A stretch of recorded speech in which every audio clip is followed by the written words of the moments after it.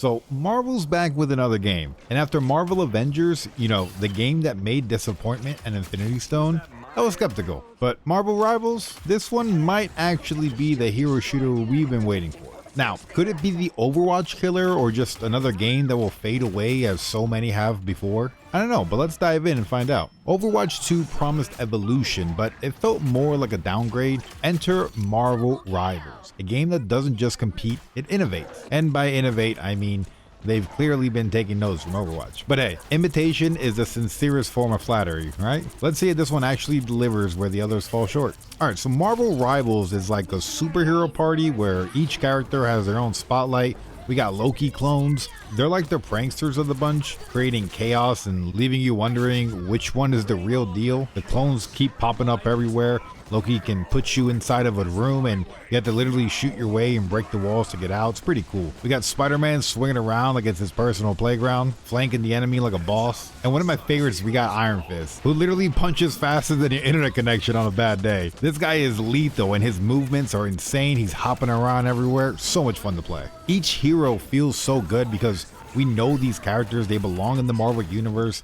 Kind of unlike Overwatch 2, where it sometimes feels like the heroes are kind of just stuck in a meh cosplay contest, you know what I mean? Now this isn't just another hero shooter, it's like Marvel's entire movie and comic book library got together for a wild game night. You don't just play the characters, you kind of become them, almost like you're wearing their spandex, but like in a cool way.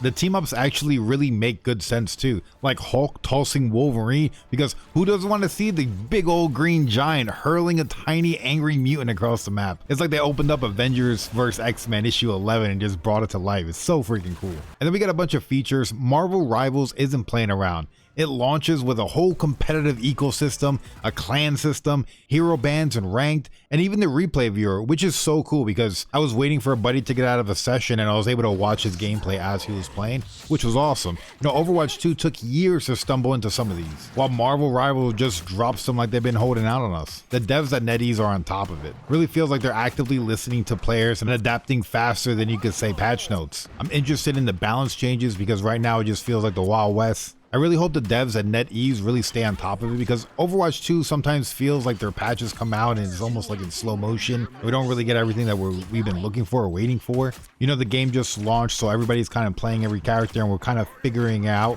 what a meta could be or who's too overpowered or who's doing X, Y, and Z. And one of the coolest things is they got unlockable comic books, which as a comic fan has me pretty hyped. Who knows, with Marvel's track record, we might even see a comic book series spin out of this game.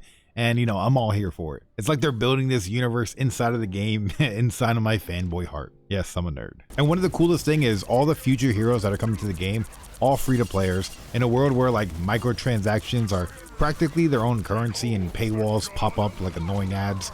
Marvel Rivals is out here setting the gold standard for fairness and accessibility, which this is a win for gamers everywhere, honestly. It's a battle between titans, and both Marvel Rivals and Overwatch are gonna have to keep up if we want to keep players hooked. Now yeah, we got microtransactions for skins, but these skins are pretty top notch. You got Iron Man looking fresh out of Endgame, Wanda in her multiverse of madness glory, and cool emotes like Groot dancing. Like, who wouldn't want to pay 10 to 20 bucks for that? I mean, it's Groot. And I mean, for a free-to-play game, I've got no problem dropping a couple bucks here and there on some sweet skins. And they do have their battle pass, because I feel like almost every game that comes out now has to have a battle pass. And there's a paid tier, but they also have some free goodies in there in case you don't want to pay for it, which I think is pretty cool. Plus the ranking system has a reward structure that actually feels like an achievement.